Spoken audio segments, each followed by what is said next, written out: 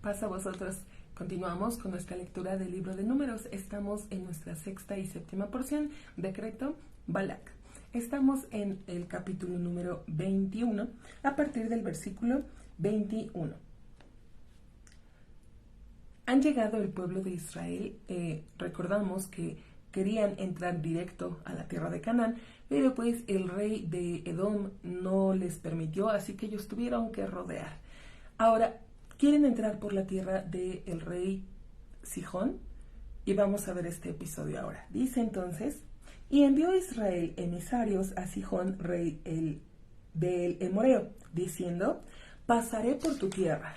No nos desviaremos por campo y por viñedo no beberemos aguas de pozo, en el camino del rey iremos hasta que pasemos tus fronteras. Algo semejante a lo que le habían dicho a los de Edom, que iban a respetar pues su terreno, su lugar, no iban a entrar por otros lados, sino por el camino real. Incluso les iban a comprar agua, les iba a ser beneficioso.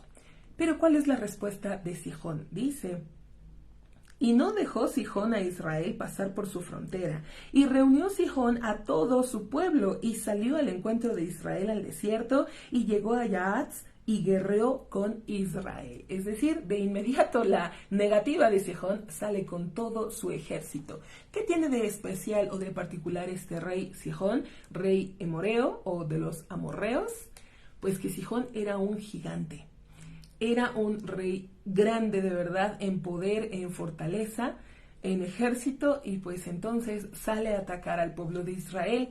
Pero el pueblo de Israel ha aprendido de sus batallas que ha tenido recientemente, que ha vencido a el cananeo que salió contra ellos, ha aprendido la eficacia de la plegaria. Veamos, dice el verso 24, y lo golpeó Israel a la boca de espada.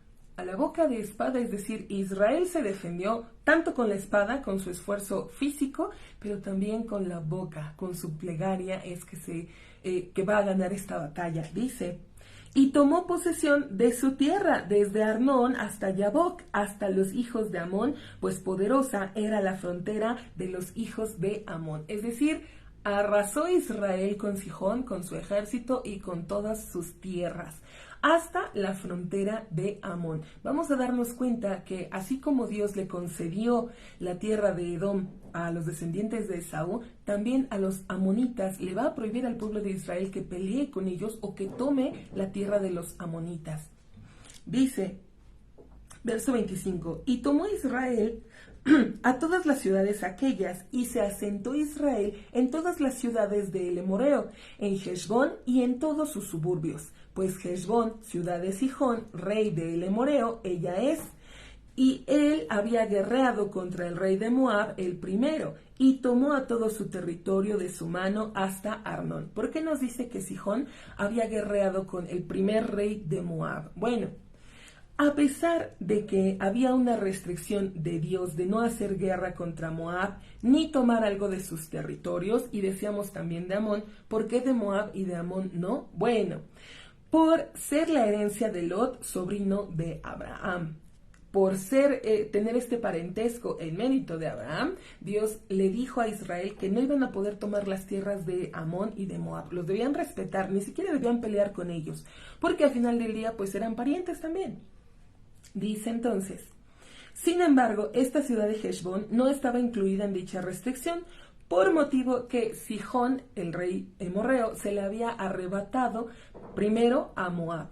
Sihón tuvo pelea con Moab, le arrebató esta ciudad de Heshbón, y cuando Israel viene conquista la ciudad de Heshbón. No hay problema, ya no le pertenece a Moab. Dice entonces, verso 27. Por eso han de decir los gobernantes, venid a Heshbón, que sea construida y establecida la ciudad de Sihón, pues fuego ha salido de Heshbón, llama de la ciudad de Sihón, consumió a Ar de Moab, los amos de las colinas de Arnón. ¡Ay de ti, Moab! Estás perdido, pueblo de Kemosh. La idolatría de Moab era Kemosh. ¿Por qué le dice que estás perdido? Está haciendo referencia a la batalla que tuvo con Sihón. Dice, puso a sus hijos refugiados y a sus hijas al cautiverio del rey emoreo Sihón. Y fueron lanzados, se perdió Heshbón hasta Dibón y desolados hasta Nofaj, que está hasta Medeba. Y está hablando ahora de lo que conquistó Israel, dice el verso 31. Y se asentó Israel en las tierras del Emoreo, y envió Moisés a explorar a Yazer, y capturaron a sus suburbios, y expulsó al Emoreo que estaba allá. Y viraron y ascendieron por el camino del Bashán, y salió Og, el rey de Bashán, al encuentro de ellos, él y todo su pueblo, para la guerra en Edrei. Porque si con Bashán no tenían problemas, apenas venían caminando, venían rodeando, dice, y de repente le sale Og al encuentro. Bueno, hay que entender que Og era hermano de Sihón. De hecho, Og era el hermano mayor de Sihón. Al ver que derrotaron a su hermano, pues obviamente sale con todo su ejército, con todos para pelear contra Israel. Vamos a ver ahora. Recuerde, Og y Sihón son gigantes. Dice entonces, verso 34, y dijo Dios a Moisés, no temas a él. Claro que tenía miedo Moisés, acabamos de decir que eran gigantes, pero aparte de todo esto, han derrotado ya a Sihón, han derrotado a otros reyes y Moisés quizá tema que pues ya no tengan como méritos para seguir venciendo o seguir ganando guerras. Quizá por esto estaba un poco temeroso Moisés. Pero lo consuela nuestro Dios, lo conforta diciéndole, no temas, y la promesa, lo que le dice más nuestro Dios. Pues en tus manos he entregado a él y a todo su pueblo y a toda su tierra. Y harás a él como le hiciste a Sihón, rey del Emoreo, que habita en Heshbón. Y aquí nos enteramos que fue Moisés precisamente el que mata a Sihón. Y no solo eso, también nos está diciendo que va a matar, Dios le ha concedido el matar también a este gigante Og. Imagínense, Moisés tiene 120 años. 119 años, va a cumplir los 120. El punto es que, siendo un anciano, Dios le concede esta fuerza para poder vencer a estos reyes gigantes. Dice el verso 35, y lo golpearon a él y a sus hijos y a todo su pueblo, hasta sin quedar de él resto, es decir, sin quedar sobrevivientes. Y tomaron posesión de su tierra, y partieron los hijos de Israel, y acamparon en las planicies de Moab, de través del Jordán de Jericó. Nos está diciendo todas las conquistas que han hecho, cómo van asentándose, dice, llegan hasta los campos de Moab. Recuerde, nuestro Dios le dijo a Moisés que no podían conquistar la tierra de Moab, no debían luchar con los moabitas, porque son parientes por el mérito de Abraham, Lot, que era su sobrino, y Amón y Moab, que vienen de Lot. Ahora, aquí termina nuestra porción de decreto. Vamos a iniciar con nuestra porción Balac. Dice entonces el capítulo 22, versículo 2. Y vio Balac, hijo de Zippor, a todo lo que hizo Israel al Emoreo. ¿Qué fue lo que hizo Israel? Venció a estos gigantes. Estos dos gigantes eran como la línea de defensa hacia la entrada de la tierra de Canaán. ¿Cómo es posible que este pueblo los haya derrotado? ¿Cómo es posible que los vencieran? Ahora, vemos esta palabra clave, y vio Balac. Vio las grandes maravillas que hizo Dios con su pueblo. Ahora, vimos antes en el libro de Éxodo también un hombre que vio, que supo todas las maravillas que hizo Dios por su pueblo, a diferencia de Balac. Este hombre fue Yitro. Cuando supo todo lo que hizo Dios por su pueblo, Yitro fue a ver a Moisés al desierto. Yitro abandonó toda su idolatría en Madián y se convierte, acepta a Dios como el único Dios verdadero, acepta su palabra y su voluntad. Decimos la gran diferencia, porque Balac también vio todas estas maravillas y milagros que hizo nuestro Dios con su pueblo, pero a diferencia de Yitro, Balac no cree, Balac quiere destruir, Balac quiere acabar con el pueblo de Israel. Y seguimos leyendo, verso 3. Y se atemorizó Moab por causa del pueblo en gran manera, pues numeroso era él, y se hastió Moab por causa de los hijos de Israel. ¿Por qué se hastió Moab? Dice que era numeroso en gran manera. Imaginamos cómo sería el campamento de los israelitas. Lo hemos hablado. Aproximadamente 3 millones de personas. Imagine la dimensión del campamento. Ahora, están nada más en la frontera de Moab. No los atacan. Están nada más ahí, acampando. no atacan. Por eso dice, se hastió Moab. ¿Qué hacen aquí? Que ataquen, o que no ataquen, o que se vayan, lo que sea, pero no los queremos aquí. Se hastió Moab. Cuando el pueblo tiene miedo, empieza a incurrir en la desesperación. Una enseñanza, no temer a lo que no sabes que va a pasar, a lo desconocido. No te preocupes por ello. ¿Cuál fue las acciones que toma Moab? Dice el verso 4. Y dijo Moab a los ancianos de Midian. Y nos detenemos aquí. ¿Por qué a los ancianos de Midian? ¿Por qué no Moab consulta a sus ancianos, a los ancianos de Moab? Resulta, si usted recuerda, cuando Moisés era joven, escapó a Madián, estuvo ahí. Decíamos de Yetro, era un sacerdote de Madián, era un principal, era un hombre con un alto cargo. Era de saberse que el sacerdote de Madián casó a su hija con un extranjero, que este extranjero se fue a Egipto, que liberó al pueblo de Egipto, que Yetro abandonó todo su sacerdocio, todo lo que hacía su alto rango en Midian y se fue hacia con Moisés. Por eso los moabitas consultan a los ancianos de Midian. Ellos saben, ellos quieren saber cuál es la debilidad de Moisés, por qué este hombre es tan fuerte, tan poderoso, pudo vencer a Sihón y a Og, los gigantes. ¿Cómo le hizo? Los madianitas, que conocen a Moisés, les comentan que la fuerza de este líder reside en su boca, en su palabra. Lo hemos visto, cómo con la plegaria vencen, ganan batallas. Entonces los madianitas les dan el consejo y van a buscar precisamente a alguien que también tenga poder en sus palabras. Seguimos leyendo. Dice entonces, verso 4. Y dijo Moab a los ancianos de Midian: ahora relamerán la congregación a todos nuestros alrededores como relame el toro a la hierba del campo. Es decir, nos van a acabar, nos van a arrasar con todo. Dice, y Balac, hijo de Zippor, era rey de Moab en la temporada aquella. ¿Por qué nos dice en la temporada aquella? En la lectura pasada veíamos que Sihón había acabado con el rey de Moab, había conquistado algunas tierras de Moab, no tenían rey. Moab selecciona a este Balac como rey porque fue el de emergencia, fue el del momento ahorita, el problema es tú eres el rey ahora, no le correspondía el reinado, Balac no tenía sangre real, pero tú vas a ser ahora nuestro rey y después veremos, problema que venga, pues ponemos otro rey sin problemas. Dice entonces, verso 5.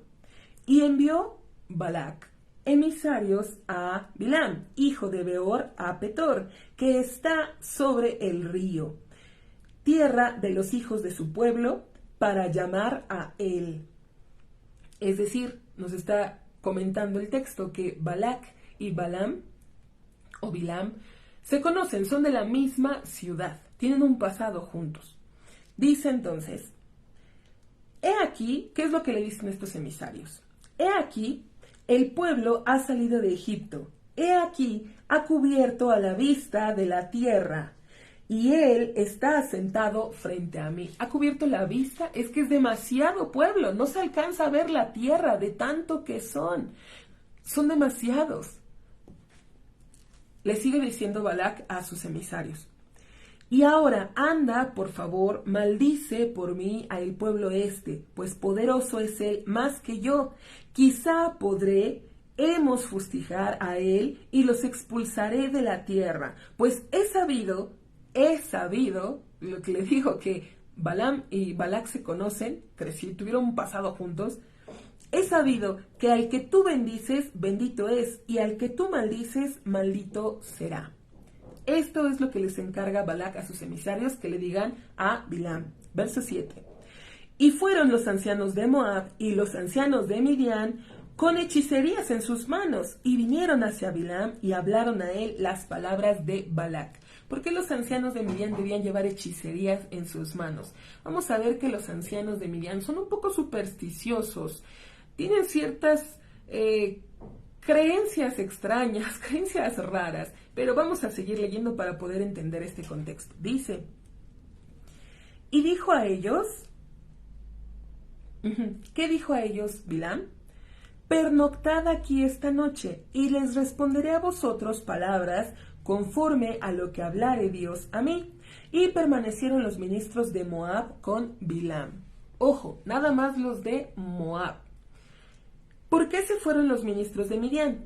Porque llevaban hechicerías en sus manos. Dice, o tratamos de entender, que estos ancianos de Midian son supersticiosos. Ellos conocen a Moisés, ellos saben el poder que tiene Moisés, saben ellos, entienden ellos que Dios le habla a Moisés no como a cualquier profeta, no en una visión de día como lo narra Daniel, tiene sus visiones y termina exhausto Daniel, termina acabado. Las visiones o las profecías de Moisés no son así. Tampoco es en visión de noche, que necesita pasar la noche un sueño para que Dios se comunique con él. Dios le habla a Moisés en cualquier momento. Ahora, si Bilam de verdad tiene poder para vencer a Moisés y al pueblo, pues de inmediato les daría una respuesta. Sin embargo, ¿cuál fue la contestación de Bilam? Pasen aquí la noche. ¿Por qué? Porque nada más de noche, únicamente por sueños, se les revela la palabra de Dios. Entonces los midianitas dicen, esto es una batalla perdida. No vamos a poder, con este hombre, no va a poder vencer a Moisés y al pueblo. Nos vamos. Y por eso nada más dice que se quedan con Bilam los de Moab. Los midianitas se fueron. Seguimos leyendo. Y vino la palabra del Todopoderoso a Balaam. Y nos podemos preguntar entonces, ¿cómo es posible que nuestro Dios eligiera a un profeta que no era del pueblo judío? Mire, nuestro Dios le da oportunidad a toda la gente, a todo el mundo, de que conozca su verdad, de que conozca su palabra. Nuestro Dios no se cierra. Cualquiera que desee convertirse, que desee nacer de nuevo, que desee acercarse a Él, nuestro Dios le da ese permiso. A Moisés lo puso como profeta para el pueblo de Israel. Le dio su palabra, que les transmitiera sus enseñanzas.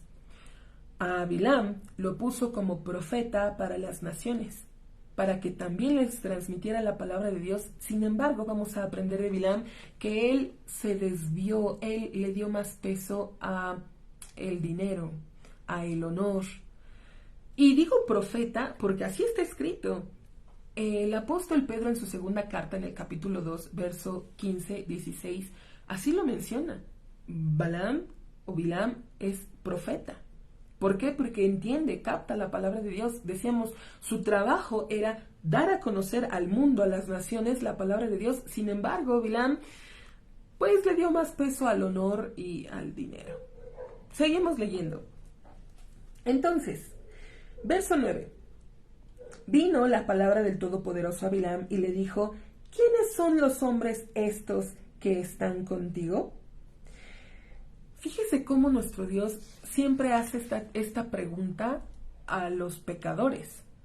Cuando fue con Adán, le pregunta, ¿dónde estás?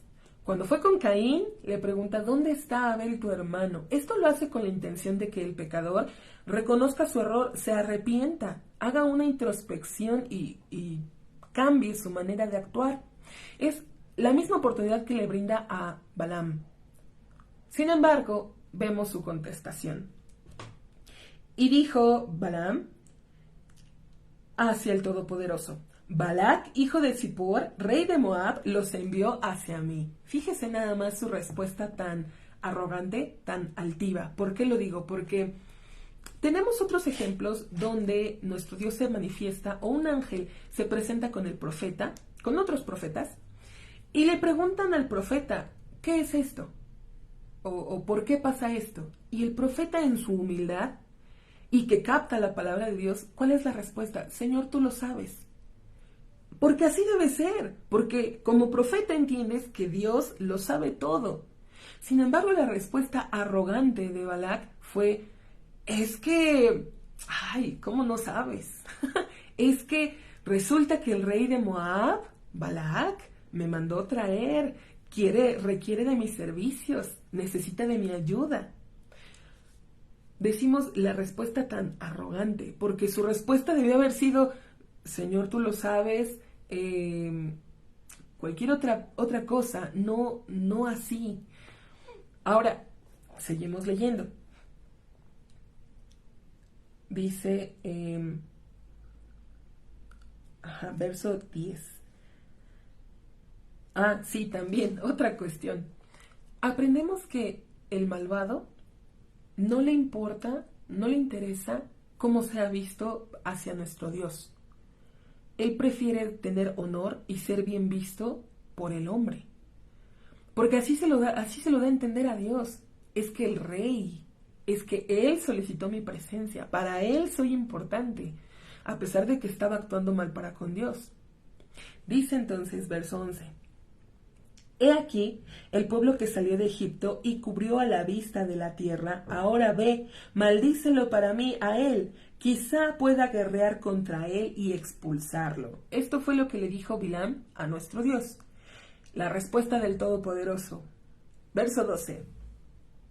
Dijo el Todopoderoso a Bilam, no irás con ellos, no maldecirás al pueblo, pues bendito es él. ¿Por qué le aclara estos 3 puntos?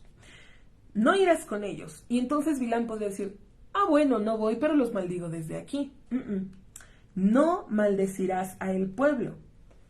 Bueno, no lo voy a maldecir, pero lo puedo bendecir desde aquí.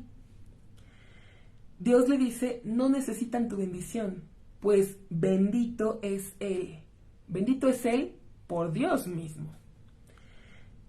Pero aprendemos de aquí una conducta de los malvados. Cuando no pueden hacer mal, tratan de demostrar que quieren hacer el bien, lo que en un futuro, aguardando un poco, les dará la posibilidad de hacer aún más mal.